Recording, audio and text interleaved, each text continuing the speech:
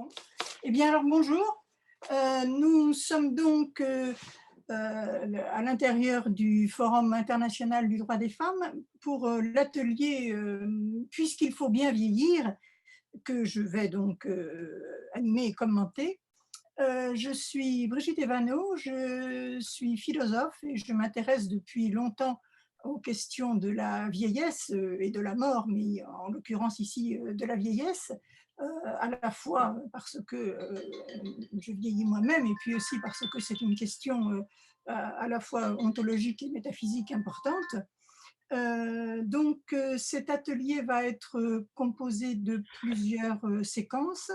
D'abord, je ferai une brève introduction, puis je m'attacherai à essayer de définir qu'est-ce que vieillir. Vous allez voir que ce n'est pas une mince affaire. Et puis ensuite, nous nous poserons la question où vieillir.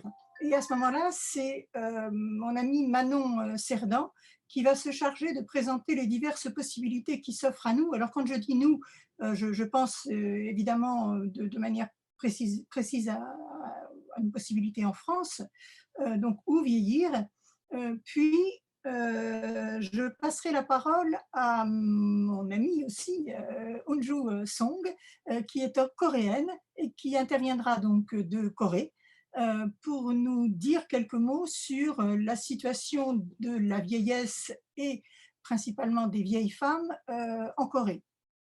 Ensuite, je me servirai du document qui apparaît à votre écran là, qui est une feuille partagée en 4, qui nous permettra, vous permettra de vous situer, si vous le voulez bien, quant à votre propre vieillesse, qu'elle soit déjà entamée ou largement à venir. Et ensuite, je conclurai de quelques mots. Alors donc, je commence comme la plupart des ateliers que nous avons déjà suivis dans ce forum, en disant que, bien évidemment, dans la population mondiale, les femmes sont majoritaires, de l'ordre de 50 ou 53, on va dire 53% de femmes sur la planète. Maintenant, les proportions changent dès qu'il est question de la population des vieux ou des vieilles, où là, nous représentons, si je prends la France, nous représentons, nous les femmes de plus de 65 ans, nous représentons à peu près les 3/4 de cette tranche d'âge. Alors, juste quelques chiffres, et puis après j'en finirai avec eux parce que je ne suis pas démographe, ou je ne le suis plus. Et donc, en France en ce moment, nous sommes 14 millions de personnes de plus de 65 ans. Nous serons, ou elles seront, ils seront 20 millions en 2030 et 24 millions en 2060.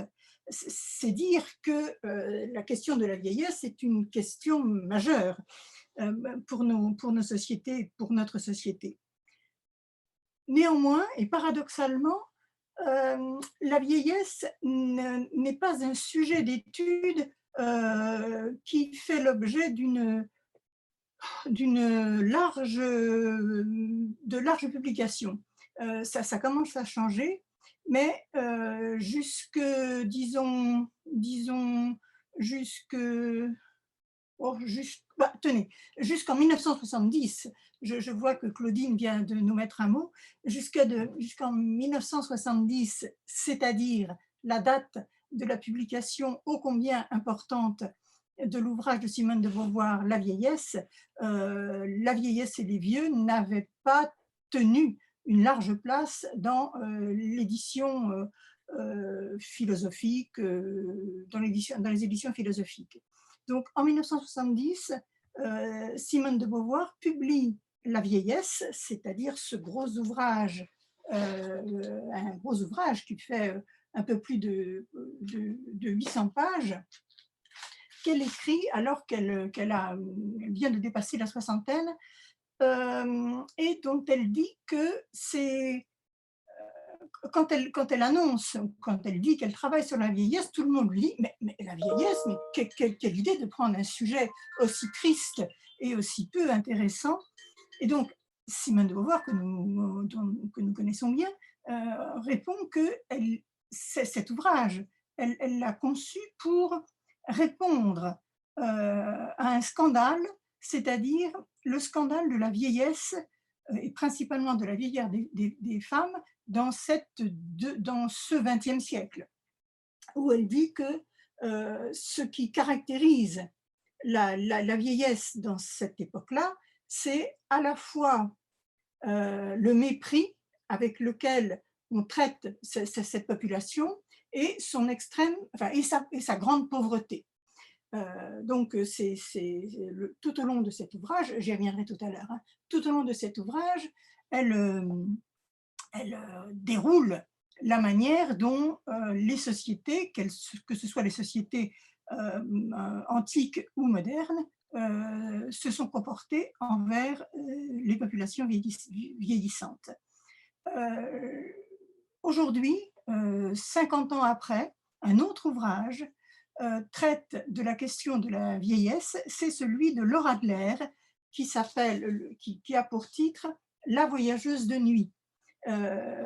Et 50 ans après, Laura Adler fait le même constat que celui que fit en son temps Simone de Beauvoir, c'est-à-dire que la société est toujours violente et méprisante envers ses vieux, envers ses vieilles. Elles sont ghettoisées, invisibles, tenues en situation d'infériorité. Alors, les choses commencent néanmoins à changer. Enfin, je vais essayer de voir ça dans cette deuxième partie que je commence maintenant, que j'ai nommée Qu'est-ce que la vieillesse? Alors, dans un premier temps, je vais reparler de l'ouvrage ô combien important de Simone de Beauvoir, qui s'appelle donc La vieillesse, dont je vous rappelle qu'il a été publié en 1970, et qui déroule pour nous le catalogue des œuvres et des auteurs qui, depuis l'invention de l'écriture, ont parlé de la vieillesse.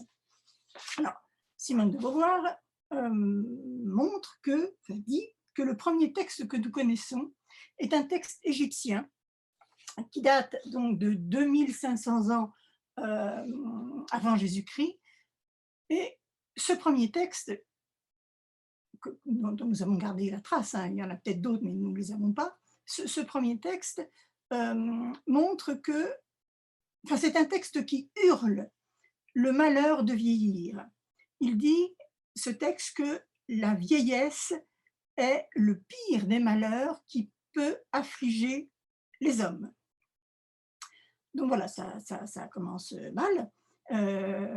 Et en fait, la situation ne va pas tellement changer, que ce soit toujours montré par Simone de Beauvoir, hein, que ce soit chez les Grecs, les Hébreux, les Romains, il y a peu de textes qui vantent ou qui chantent les mérites de la vieillesse. Partout, la vieillesse est considérée comme une situation affligeante, une situation difficile, une situation qu'il faut subir avec résignation si l'on est stoïcien, mais en tout cas, ce n'est pas une situation rigolote. Elle est même si peu drôle que on oublie, ou on ne le sait pas toujours avec précision, les Romains, les Romains disons, les Romains antérieurement à la mise en place de la République romaine, c'est-à-dire avant 509 avant Jésus-Christ, avaient une expression qui était ad pontem, envoyer quelqu'un ad pontem. Alors nous, on sait ce que veut dire ad patres, c'est-à-dire envoyer quelqu'un, le faire mourir pour l'envoyer chez ses ancêtres, chez ses pères. Mais dans ces temps très antiques, il y avait cette expression ad pontem, qui veut dire envoyer sur le pont, un pont qui est au-dessus d'une rivière. Et cette expression était en quelque sorte un euphémisme pour dire que dans un groupe social, dans une famille, la charge représentée par un ou des vieillards était trop lourde, eh bien, on les emmenait se promener sur le pont et hop, d'un coup de chiquenaude, d'une chiquenaude, on les basculait dans le fleuve afin qu'ils s'y noient et disparaissent. Euh, Ça commencera à changer, disais-je, avec l'établissement de la République, c'est-à-dire au moment où les conditions économiques vont être un peu plus florissantes et où avoir une ou des bouches à nourrir ne sera plus un malheur qui oblige à des solutions radicales. Il est toujours aussi peu question dans ces temps antiques que nous soyons chez les Grecs, chez les Hébreux ou chez les Romains, il est toujours très peu question des femmes. Les seuls vieillards dont on entend parler, ce sont des hommes. Euh, les femmes apparaissent peu. Nous savons que leur rôle social est réduit à quasiment rien, et il n'est donc pas étonnant qu'on n'en parle pas dans les textes qui parlent de la vieillesse. Alors, si j'avance dans l'ouvrage passionnant de Simone de Beauvoir, j'avance donc à grands pas, et j'arrive au Moyen-Âge, qui ne sera pas davantage laudatif sur la vieillesse. La vieillesse est toujours considérée comme un malheur, comme une charge pour les familles. Simone de Beauvoir montre qu'on pourrait s'étonner qu'en ces temps chrétiens, puisque le christianisme domine déjà l'Europe et le bassin méditerranéen depuis quelques siècles, on s'étonne, dit-elle, que la position des vieillards soit toujours aussi difficile et qu'ils soient aussi peu honorés. C'est pourquoi Parce que Simone de Beauvoir, alors nous sommes en 1970, disons que la pensée marxiste et d'économie matérialiste est prégnante, et Simone de Beauvoir attache cela au fait que c'est toujours, elle a raison, et ça n'a pas changé, ce sont toujours les conditions sociales, les conditions économiques qui gèrent la situation des vieillards. Donc, tant que les sociétés sont des sociétés de pénurie, des sociétés de difficultés économiques, eh bien, la vieillesse ne peut pas être considérée comme un temps ni agréable, ni même souhaitable. Alors, toujours dans cette optique-là, les choses commencent à changer aux environs du XVIIIe siècle, c'est-à-dire au moment où les progrès techniques, les progrès scientifiques permettent une certaine aisance économique, une certaine aisance financière qui rend possible, tout cela rend moins difficile le fait de pouvoir nourrir des bouches qu'on disait autrefois inutiles. Donc, à partir donc, du XVIIIe siècle, nous voyons émerger dans la littérature, que ce soit dans la littérature et dans le théâtre, nous voyons émerger des figures de vieillards qui ne sont pas toujours très sympathiques d'ailleurs, mais qui sont néanmoins présents. Toujours aussi peu de femmes, hein, il faut bien le dire, sauf sous la forme le théâtre est particulièrement sévère en fait, envers les femmes vieilles, qui sont présentées comme des sorcières, des femmes lubriques, voire des cadavres ambulants. Ils n'y vont pas de main morte en ce temps. Et la difficulté, bien sûr, quand on parle de généralité, comme je viens de le faire là sur la vieillesse, c'est de tenir d'une main un immense groupe social, mais de l'autre main des individualités. Alors, bien sûr, quand je viens de dresser ce tableau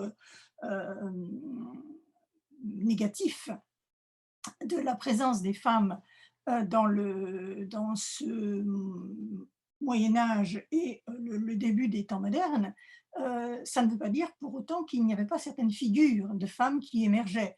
Je pense par exemple à Aliénor d'Aquitaine, hein, Aliénor d'Aquitaine qui meurt à 80, attendez, j'ai noté, bon, évidemment j'ai perdu, qui meurt à 85 ans, alors qu'elle était toujours très attentive à la vie politique et sociale de la France, même si dans les dernières années de sa vie, elle s'était retirée, comme on le sait, à l'abbaye de Fontevraud.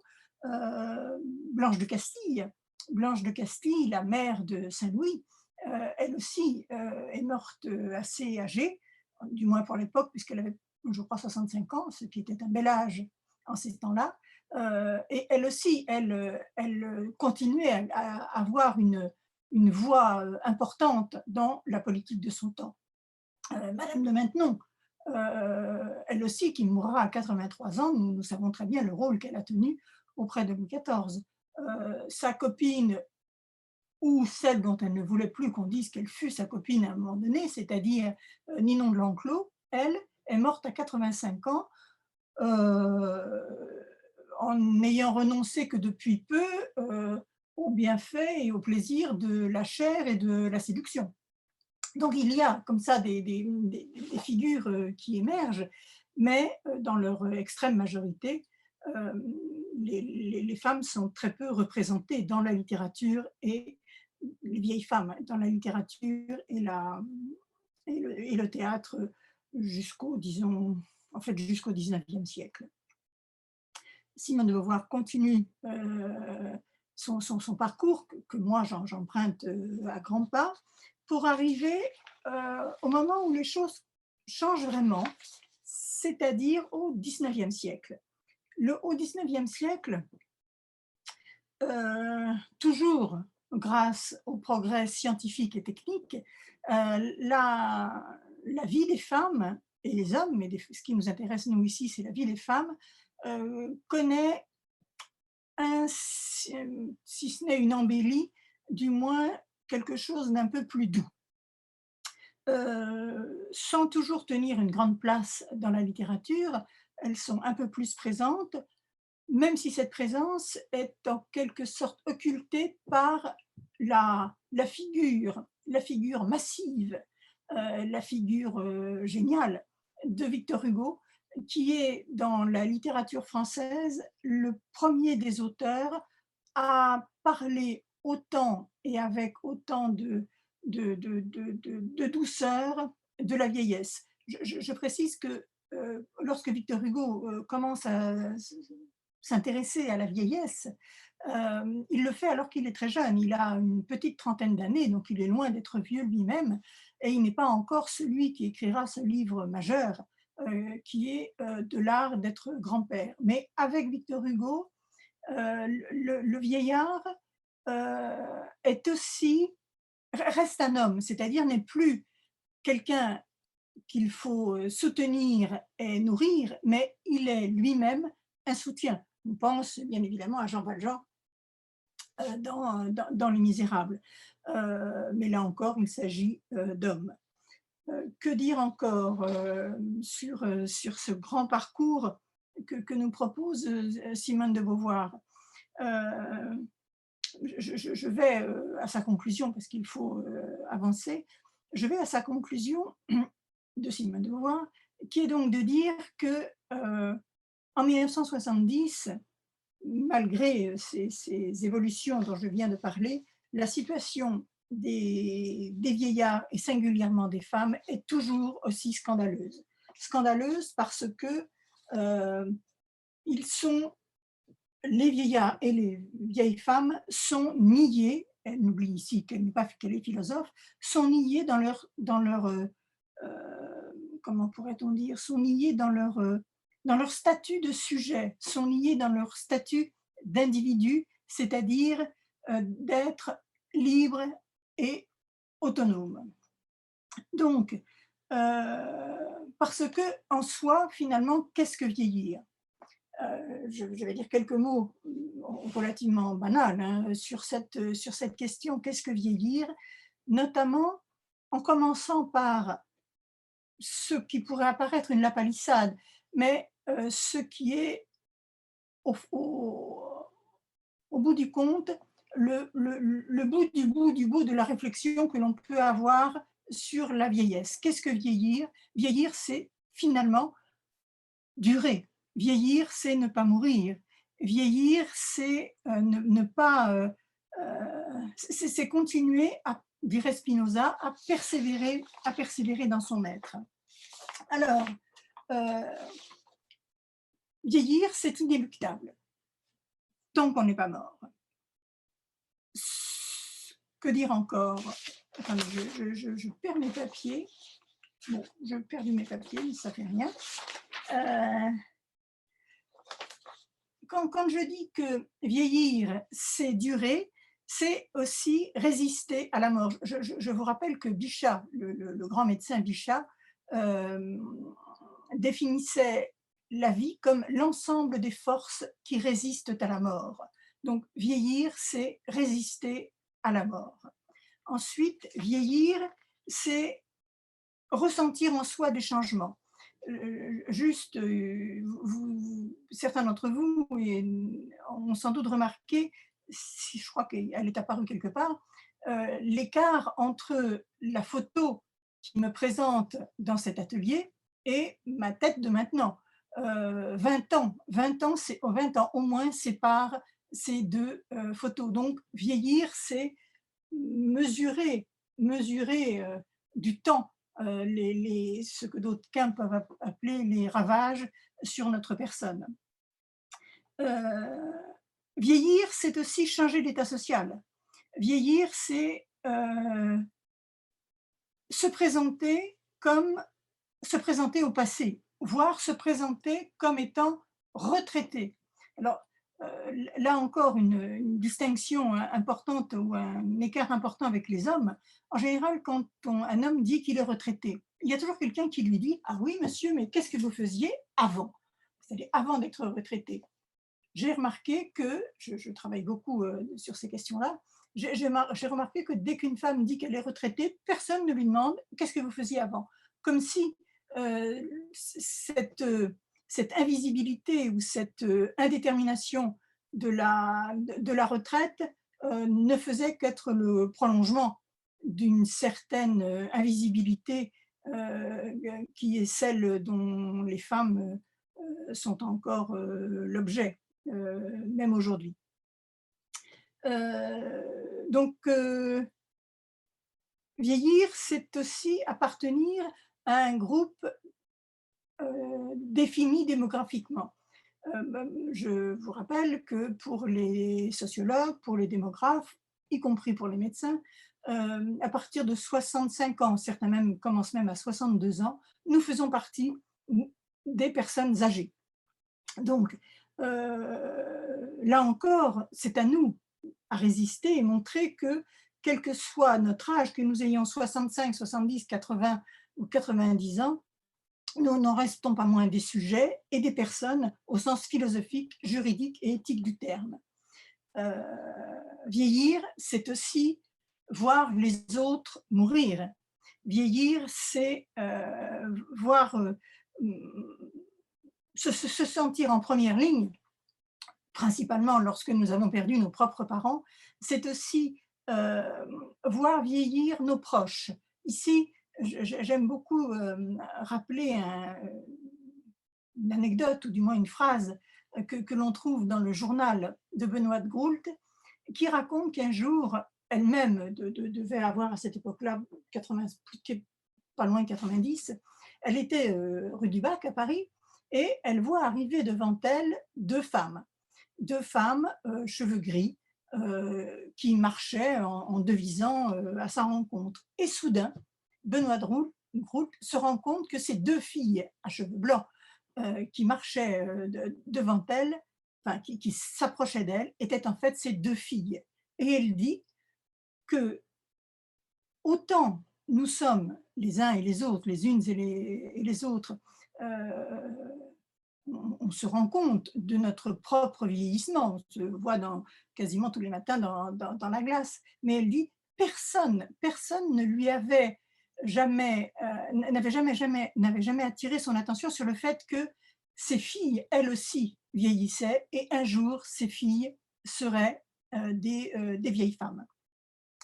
Euh, si j'avais le temps, mais je ne l'ai pas, je commenterais peut-être un des plus beaux textes sur le vieillissement ressenti par une femme, c'est dans l'opéra de Richard Strauss, l'opéra qui s'appelle Le Chevalier à la rose, où la maréchale euh, a des mots absolument fondamentaux, où elle parle de la petite fille qu'elle fut et de la ou de la femme vieillissante qu'elle devient. Si vous avez l'occasion de revoir ou d'écouter cet opéra, vous comprendrez pourquoi j'ai quasiment l'émotion qui monte quand j'en parle. En dernier, vieillir, c'est coûter cher à la sécurité sociale. Vieillir, c'est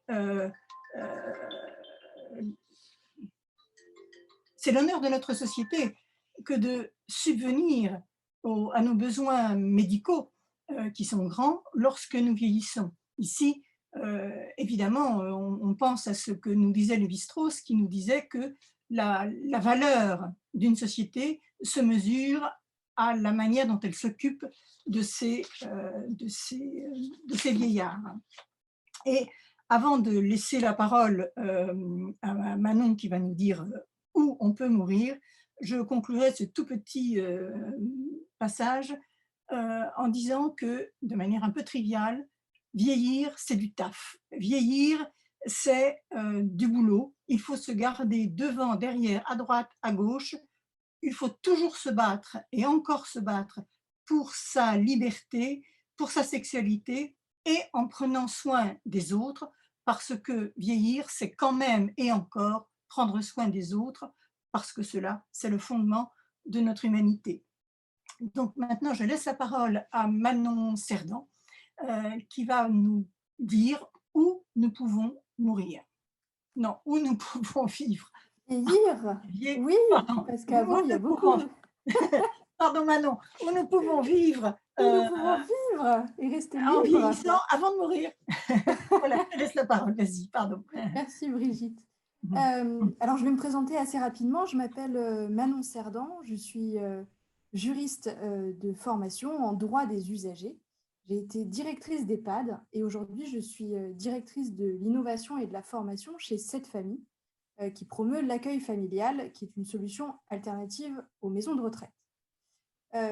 Juste si je suis là aujourd'hui et aussi si avec Brigitte, on se retrouve autant sur ces sujets-là, c'est que je me suis intéressée assez tôt au droit et au droit du coup quand on vieillit et que mon interrogation et mon engagement, c'est pour pouvoir rester libre, il faut pouvoir choisir à un moment donné là où on vit. Et pour pouvoir choisir, il faut pouvoir accéder à l'information.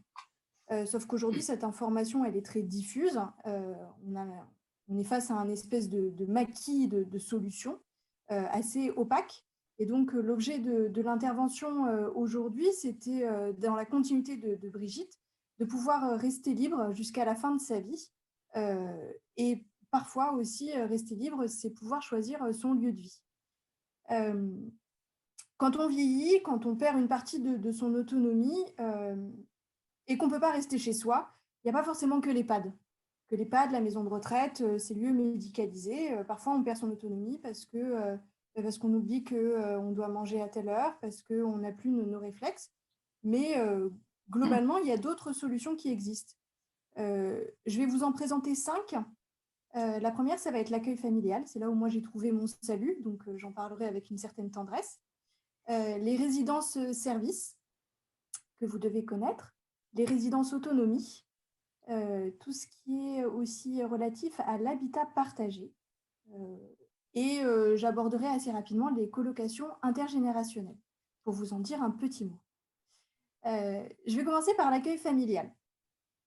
Moi, en sortant de mon expérience de directrice d'EHPAD, je me suis dit, est-ce qu'il existe une vie, quand on vieillit, en dehors du collectif, en dehors des normes, des règles qui sont imposées par la vie en collectivité?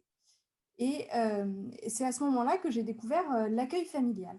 Alors, l'accueil familial, c'est encadré depuis 1989. Et donc, pour moi qui suis juriste, c'était particulièrement important parce que ça voulait dire que c'était encadré juridiquement et que du coup, on pouvait s'appuyer sur des droits pour faire respecter des libertés et non pas pour empêcher. L'accueil familial, concrètement, c'est un accueillant qui va être agréé par le conseil départemental pour pouvoir accueillir chez lui 1 à 3 personnes âgées, maximum, pas plus, et pas de dérogation. Il va être ensuite formé par le conseil départemental et souvent aussi par mes soins, vu que je forme beaucoup d'accueillants familiaux sur les droits des usagers. Et du coup, il va recréer cet univers familial, mais dans le respect du rythme de chacun. De fait, c'est une vie ensemble au sein d'une maison qui va s'établir. Ce qu'on y retrouve dans l'accueil familial, c'est une ambiance familiale, bref, du quotidien, on vit ensemble. C'est comme du domicile classique, on peut faire intervenir des infirmières, les médecins. C'est financièrement parfois plus accessible que les maisons de retraite, soyons honnêtes. En moyenne, on est sur 1 700 € par mois, et puis avec une application des aides, vu que tout ça est encadré avec un reste à charge de 1 000 €. Donc, en termes de droit aussi, je trouvais ça intéressant de vous en parler, parce qu'au-delà de l'aspect, ce n'est pas de la collectivité, c'est une autre façon de vivre, c'est aussi accessible à tous. Si vous voulez aller plus loin, à chaque fois, sur chaque initiative, je vais vous dire si vous voulez aller plus loin. Donc, bien sûr, sur le site de Cette Famille, c'est là où je travaille, CE famille, comme cette famille-là que l'on choisit, ou alors auprès de votre conseil départemental. La deuxième solution dont je voulais vous parler, c'était les résidences services seniors. Je pense que beaucoup en ont déjà entendu parler. Concrètement, ce sont des résidences assez classiques avec des appartements. Mais ce qu'il y a, c'est qu'elles sont adaptées. Les appartements sont adaptés. Souvent, il y a des activités au rez-de-chaussée qui sont proposées. Il y a des services en plus pour faciliter la vie des personnes. Et tous les habitants sont des personnes âgées qui vivent là. Alors, en général, on le choisit pour avoir une certaine tranquillité et sécurité parce qu'il y a un veilleur de nuit. Donc, il y a quand même toujours une présence 24 heures sur 24 et une accessibilité des services. C'est-à-dire que si on s'ennuie le mardi et le jeudi, le mardi et le jeudi, il y a une activité qui est proposée, et libre à chacun d'y aller ou pas. Généralement, il y a un restaurant aussi auquel on peut aller, où on peut recevoir ses proches. Donc voilà, c'est une vie facilitée, mais ça reste des appartements classiques. Les gens font leur vie, ils ne sont pas assistés en permanence. C'est en général assez onéreux. On est sur des loyers de 1 700, 1 800 €, moi, de ce que j'ai observé. Parce que voilà, c'est des belles résidences, plutôt luxueuses et sympathiques, avec des services. Donc voilà, il y a un prix à payer. Ce n'est pas médicalisé. Donc, s'il vous arrive quoi que ce soit, vous ne pourrez pas rester, en tout cas, dans ce logement. Idem, je vous cite 2 noms de marques. Alors, je ne fais pas comme le CSA avec 3 parce que voilà. Donc, vous pouvez aller regarder chez Les Seigneuriales. Voilà, c'est un groupe qui a des résidences-services. Ou Domitis, peut-être que vous avez déjà entendu. C'est du privé. Ensuite, on a les résidences autonomie, ce qu'on appelait avant les logements foyers. Donc, peut-être que c'est un terme que vous connaissez davantage. C'est sensiblement la même chose que les résidences services seniors. La principale différence, c'est que là, ce sont des établissements médico-sociaux. C'est-à-dire que pour pouvoir aller dans ces appartements, dans ces résidences avec ces appartements adaptés, il faut présenter un dossier. Et du coup, là, il y a une commission qui pourra dire si oui ou non vous entrez dans les critères. Et comme c'est un établissement médico-social, il faut entrer dans les critères. Et donc là, on rentre dans des cases et dans le schéma médico-social. Les loyers sont beaucoup plus modérés. Ça, c'est du public. Donc, on est plutôt sur des loyers à 700 € pour un appartement 2 pièces, pour vous donner une idée. Et encore une fois, ce n'est pas médicalisé. Donc là, si il vous arrive un pépin, si vous commencez à être en plus grande dépendance, on vous orientera vers un EHPAD. Si vous voulez plus de renseignements, là, je vous invite à aller voir le CCAS. Le CCAS, c'est le Centre communal d'action sociale. Donc, c'est en gros votre mairie qui a toutes ces informations relatives à ce qu'elle met en place pour les vieux. Donc, le quatrième et avant-dernier, c'est l'habitat partagé. Alors, l'habitat partagé, on se dit, mais pourquoi ça n'a jamais existé? Finalement, une coloc de vieux avec des services mutualisés, pourquoi il y en a si peu? Effectivement, il y en a assez peu, ça se développe. Concrètement, ce sont des maisons ou des appartements. Chaque vieux a sa chambre, chaque vieille. En l'occurrence, les vieux sont plus souvent des vieilles. Et il y a une mutualisation des aides. C'est-à-dire que quand l'aide à domicile va venir pour faire le petit déjeuner, plutôt que de rester juste 1 heure, elle va pouvoir rester 2 ou 3 heures grâce à la mutualisation des aides. Et donc ça, je vous invite à regarder l'initiative, parce que c'est quelqu'un avec qui j'ai travaillé, c'est un médecin gériatre, ça s'appelle la Maison des Sages. Donc c'est une colloque pour les personnes qui ont la maladie d'Alzheimer. Et on voit aussi l'engagement des familles, c'est un vrai projet citoyen. Vous pourrez rencontrer aussi l'habitat groupé. Alors l'habitat groupé, c'est un peu différent, c'est-à-dire que là, ce n'est pas chacun à sa chambre dans un même habitat. L'habitat groupé, c'est chacun à son appartement. Et en général, ce sont des initiatives citoyennes qui durent pendant un certain nombre d'années, des retraités qui se lancent dans cette aventure en se disant dans 2-3 ans, on habitera ensemble dans un habitat groupé. Et l'idée, en fait, c'est surtout d'être entouré. À un moment donné où ce genre de projet est basé sur la solidarité, c'est-à-dire que même si chacun habite chez soi, en fait, on connaît notre voisin. C'est vraiment l'initiative et le fondement de ces habitats.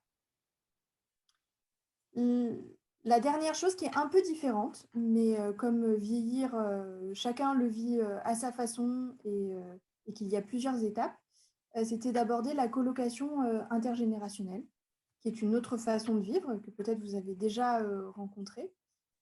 Concrètement, la colocation intergénérationnelle, c'est le fait qu'une personne âgée qui a un appartement assez grand décide d'accueillir un étudiant. Donc voilà, c'est pas une solution pérenne, mais c'est une expérience de vie. Ça se fait sur 1 an. Et soit l'étudiant jouira de la chambre à titre gracieux en échange de petits services, soit il paiera un loyer. En revanche, l'étudiant ne se transformera jamais en aide à domicile. S'il arrive quoi que ce soit, c'est pas lui qui va aller faire les courses pour toute la maison et ce genre de choses. Ça va de soi, mais dans la vraie vie, on se rend compte que à l'initiative de certains enfants, de personnes âgées qui sont plutôt inquiets, il pourrait y avoir cette dérive. Non, là, vraiment, la démarche, c'est 2 personnes qui ont envie de vivre ensemble et de vivre une expérience pendant 1 an de colocation. Et de mélanger les générations. Et donc là, pour finir, encore une fois, deux exemples, si vous voulez aller plus loin. C'est le site Ensemble 2 générations, avec un 2 en chiffres, ou alors le réseau Cohabilis,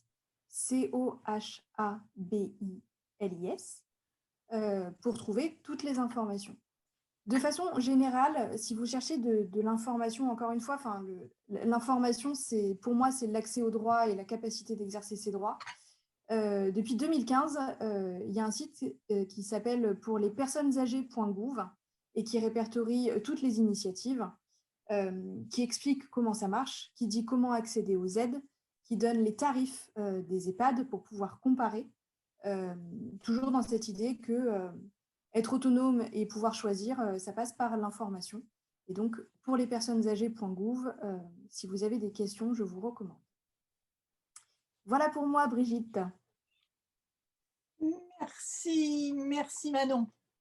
Merci beaucoup. Et merci aussi à Aden pour ses dessins magnifiques et très, très perspicaces, on va dire ça comme ça. Et donc, maintenant, je passe la parole à mon amie coréenne, Unju, qui nous parle donc en direct de Corée, avec le décalage horaire que cela implique, et qui nous parle donc de la situation qu'elle connaît et que connaissent les femmes et les vieux en Corée. Donc à toi, Unju. Merci. Bonjour.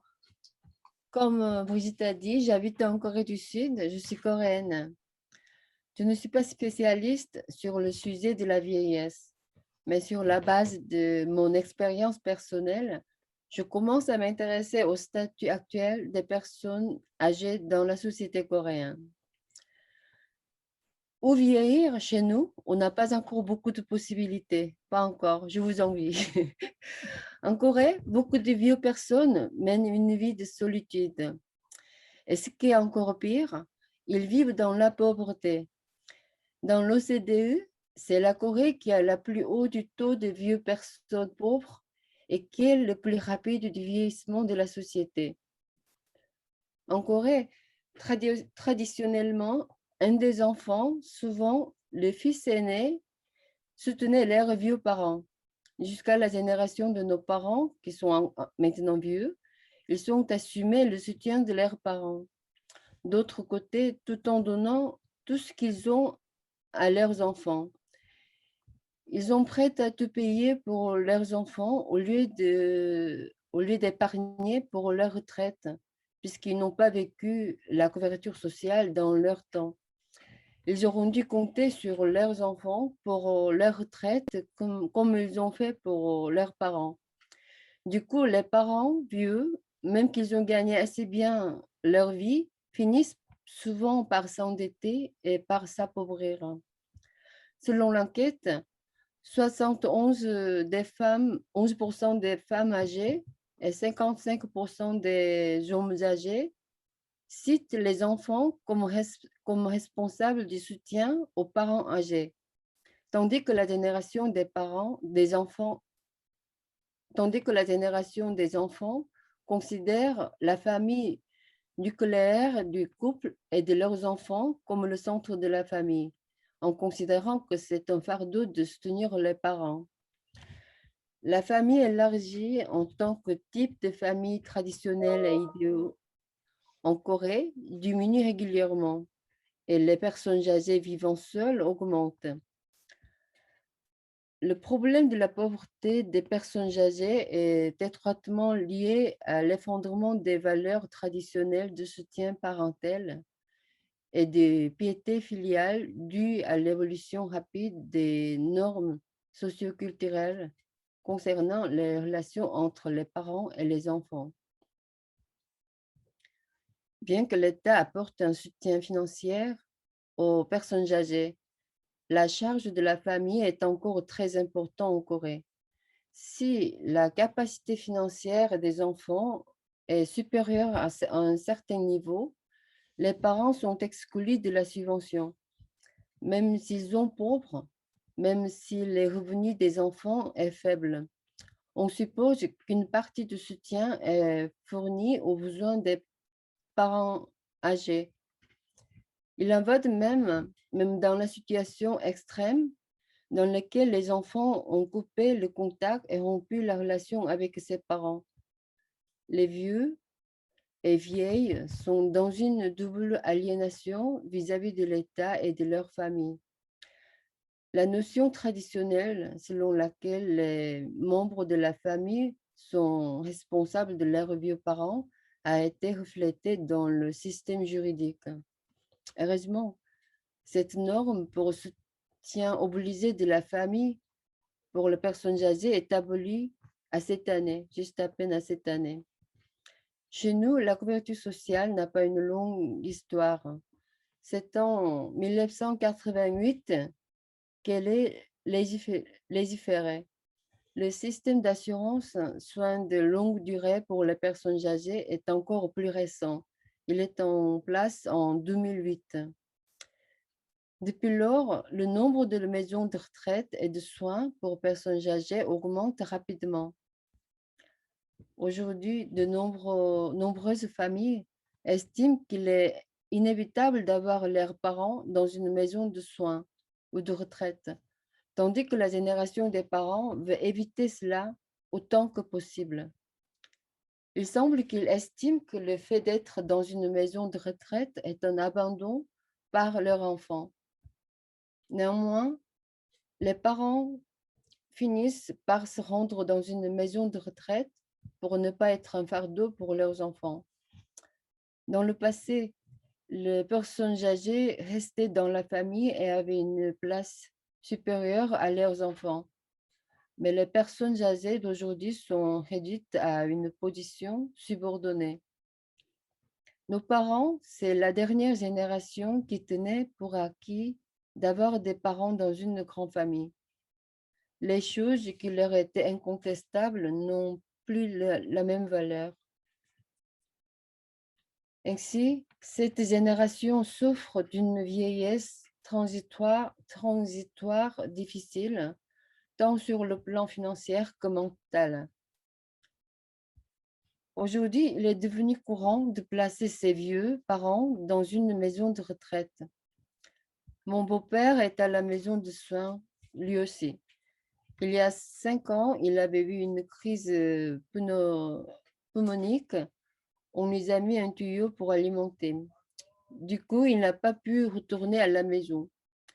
C'est le frère aîné de la famille qui le soignait chez lui jusqu'à ce moment-là, pendant 6 ans, depuis la mort de sa mère, qu'il l'avait soigné pendant 14 ans. Il avait une hémorragie cérébrale.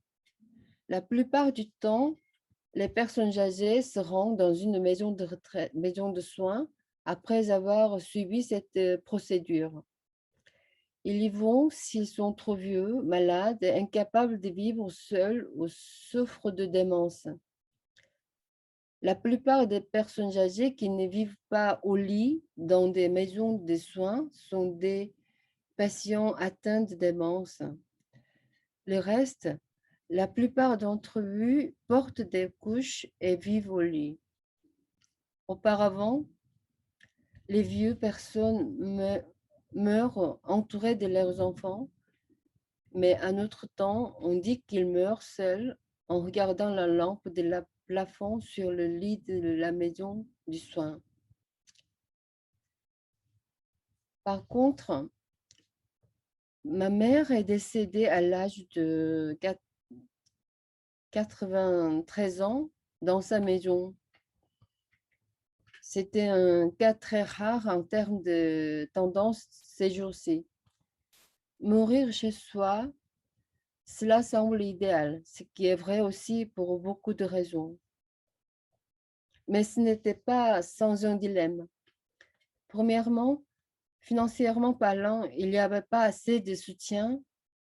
Il n'y a pas assez de soutien financier pour les familles qui s'occupaient des personnes âgées à domicile. Donc, en réalité, il est difficile si le pouvoir financier suffisant de l'individu ne soit pas soutenu. Deuxièmement, c'est le problème de service médical.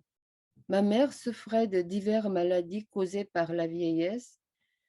Bien que le système de visite d'infirmières vient juste de commencer, il est difficile de les utiliser lorsque cela est nécessaire, car il n'y a pas beaucoup d'établissements qui les mettent en marche. Pourtant, le système de soins de domicile fonctionne bien. Je dis bien entre guillemets. Je les vois.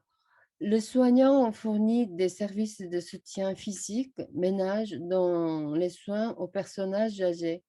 Cependant, il est encore au niveau d'un assistant de la vie quotidienne plutôt d'un soignant professionnel. Et leur ligne directrice semble être définie dans l'opposition des soignants plutôt que dans l'opposition des personnes soignées. Les efforts visant à protéger autant que possible l'autonomie et la dignité des personnes âgées sont très, très rares, malheureusement. Dans le cas de ma mère, pourtant, on peut dire que c'est une chance. Elle avait des biens et elle avait de nombreux enfants. Cependant, dans le cas des femmes âgées en Corée, la situation est plus précaire et grave que celle de l'homme âgé. En moyenne, les femmes vivent plus longtemps que les hommes, donc la proportion de femmes vivant seules est beaucoup plus élevée. Mais la pauvreté des femmes âgées est un grave problème chez nous. Traditionnellement, les femmes qui étaient principalement chargées des tâches ménagères dans le système de la famille élargie n'ont souvent pas de pouvoir économique et plus de 70% d'entre elles ne sont pas éduquées. Donc, même si les femmes âgées veulent travailler et pouvoir le faire, les emplois sont très limités. Bien évidemment, les femmes âgées sont plus dépendantes de leurs enfants que les hommes. On constate que seulement 16,9% des femmes âgées de 80 ans ou plus ont suffisamment d'épargne de richesse pour vivre à la retraite. Voilà, maintenant vous avez une petite idée sur la vie des personnes âgées en Corée. Merci. Je reprends la parole pour, pour finir cet atelier et pour, en fait, pour vous demander, vous qui m'écoutez et qui nous regardez, de travailler un peu, si vous le voulez bien. Donc, euh, cette partie, je l'ai appelée « Et vous », c'est-à-dire « Et vous, comment envisagez-vous votre vieillesse ou comment envisagez-vous la vieillesse, que ce soit la vôtre ou celle de vos proches, et la vôtre quand il en sera peut-être temps ». Donc, j'ai découpé une feuille A4 en 4 secteurs. J'emprunte ce dispositif à Bruno Latour. Je n'ai pas le temps là de vous expliquer d'où ça vient, mais c'est un dispositif que Bruno Latour a organisé spatialement par terre, enfin sur le sol, et il demande donc à une personne de se mettre au centre et de regarder vers le haut pour que cette personne puisse se situer à la fois dans le temps et dans l'espace en ce qui concerne ses souhaits. Donc, lui, il parle d'écologie, moi, je parle de vieillesse. Donc, mettons-nous, chacune d'entre nous, au milieu. Et si, dans notre dos, à l'arrière, il y a donc 2 secteurs, le secteur à droite, qui dit, dans lequel, si vous voulez bien, vous écrirez ce qui vous semblait bien dans le passé, en ce qui concerne la vieillesse. Alors, évidemment, on peut rêver, on peut magnifier le passé, mais essayer d'être quand même réaliste. Donc, ce qui était bien dans le passé, de l'autre côté, c'est-à-dire dans le carré, dans le rectangle à gauche, vous noterez ce qui vous semblait et ce qui était affreux dans le passé en ce qui concerne la vieillesse, et dans les 2 secteurs au-dessus, si vous voulez bien, vous écrirez à la main ou à la machine, on s'en fiche, ce que vous-même vous souhaitez pour votre avenir proche et pour le présent, ce que vous souhaitez. Et à gauche, pardon, ce que vous refusez absolument en ce qui concerne votre vieillesse et celle de vos proches dans le présent. Voilà, je ne sais pas si c'est clair. Enfin, si ce n'est pas clair, vous m'injuriez dans le chat et vous me posez des questions. J'essaierai d'y répondre.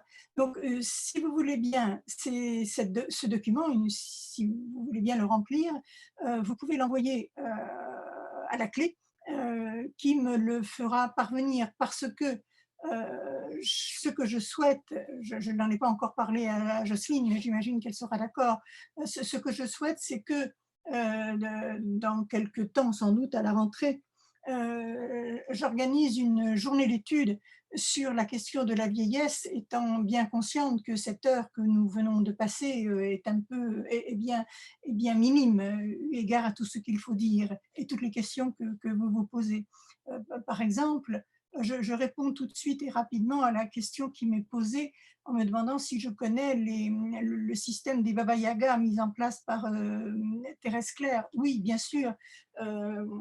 Donc, il y a beaucoup de choses à dire sur la vieillesse, et j'espère donc dans cet atelier cette journée d'études à la rentrée, pour pouvoir être un peu plus prolixe et précise. Oui, bien sûr, quelqu'un a posé la question du Covid. Il est certain que la crise du Covid, nous le savons tous, a largement impacté les vieilles personnes et singulièrement celles qui vivaient et qui vivent dans les maisons de retraite. Nous avons tous vu au moment du premier confinement cette désolation qui faisait que les vieilles personnes dans les maisons de retraite ne pouvaient recevoir personne, pire, certaines d'entre elles ont dû mourir dans un état d'extrême solitude, le même que celui dont vient de parler Unju, en disant que dans les maisons de retraite en Corée, les vieux n'ont comme seul compagnon ou compagne que la lumière du plafond dans leur chambre où ils sont seuls. Donc oui, bien sûr, la crise de la Covid a impacté les vieux et les vieilles au premier chef.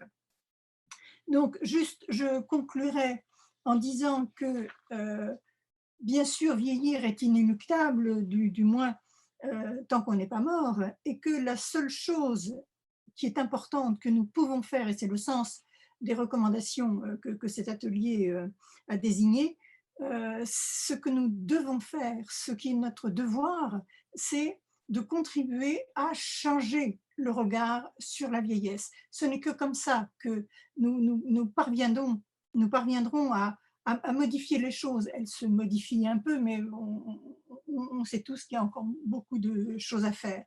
Donc, il faut que ce regard que toute la société pose sur la vieillesse cesse d'être surplombant, cesse d'être dominant, cesse que cette domination qui nous vient peut-être, qui nous vient évidemment du patriarcat, cesse, afin que les femmes âgées ne subissent pas une double opprobre, une double peine, hein, celle de l'âge et celle de la domination. Donc voilà, pour moi j'en ai terminé. Et encore une fois, je remercie, je ris du dessin qu'Aden est en train de nous proposer. Et je la remercie donc pour tous ces illustrations qu'elle a bien voulu associer à notre atelier. Voilà, donc je vous remercie, et pour celles qui le pourront, je vous donne rendez-vous à la rentrée où, je viens d'avoir l'accord de Jocelyne, où nous organiserons avec la clé une journée d'études, ou peut-être même plus, sur la question de la vieillesse. Voilà. La recommandation que nous avons faite, je viens d'en donner la ligne, enfin je viens d'en donner la ligne centrale, enfin le point essentiel, c'est-à-dire changer le regard sur la société, changer le regard de la société, pardon, sur la vieillesse, et singulièrement sur les femmes. Voilà. Merci.